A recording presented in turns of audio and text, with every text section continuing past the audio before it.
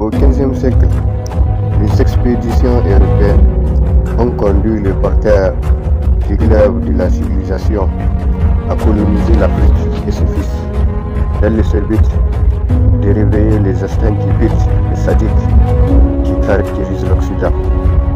Peu après cette embuscade décadente, une nouvelle escapade esclavagiste a surgi avec la conférence de Berlin, une réunion des puissances malfaisantes qui a conduit à la Première Guerre mondiale.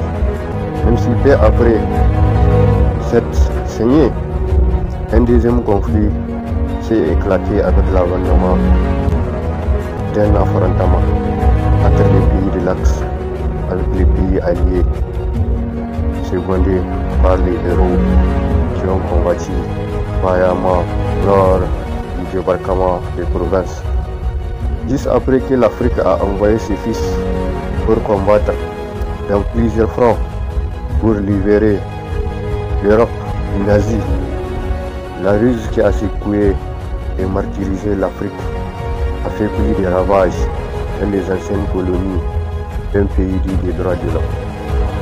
En effet, au soleil des indépendances, le pays dit des droits de l'homme a mené une offensive pour chasser tous les leaders qui ne sont pas pour une coexistence parasitaire avec la France.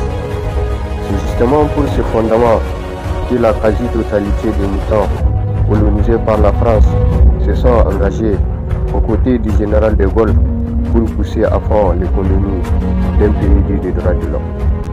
À travers le réseau de Jacques Foccart, le contenu des caractères boycotteurs de l'indépendance africaine, de bon nombre des États colonisés par la France sont réduits au silence par l'oligarchie de la démocratie, les politicards épouvantés par la tournée matérialiste et néocolonialiste généralement. En effet, cette coexistence parasitaire des États nouvellement indépendants avec la métropole est connue sous le nom d'une coopération d'égal à égal. Même si cette coexistence révèle un caractère multiforme du néocolonialisme qui joue un rôle stratégique pour l'impérialisme d'un pays dit des droits de l'homme. Un rôle stratégique pour les loups qui ont trépassé sans gloire dans les couloirs de l'humanité. Un rôle stratégique qui mérite d'être célébré avec les mêmes modalités d'occupation fixées par la conférence de Berlin. Un rôle stratégique inédité pour servir les modes de vie européens. Un rôle stratégique pour compenser les manques d'affection des moutons politiciens et aliénés de l'Afrique. Un rôle stratégique pour assujettir la politique des États africains au détriment d'une démocratie démoniaque dans un pays du droit de l'homme. Un rôle stratégique pour remplir le quota de rébellion à écraser. Un rôle stratégique pour le quota de moutons politiciens à parrainer.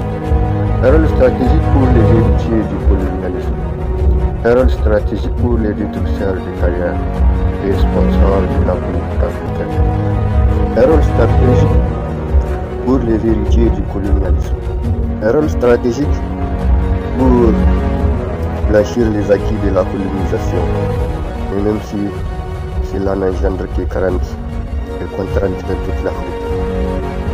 En effet, peu après le soleil des indépendances, surviennent plusieurs races de moutons politiciens et engagés au nord comme au sud du Sahara. Des moutons politiciens indispensables au rassemblement de toutes les conditions à la survie du néocolonialisme. Même si ces derniers prônent et chantent la démocratie, même si ces derniers prônent et chantent le droit de l'homme, même s'ils ont coopéré pleinement avec les rares, les goûts des parlements africains.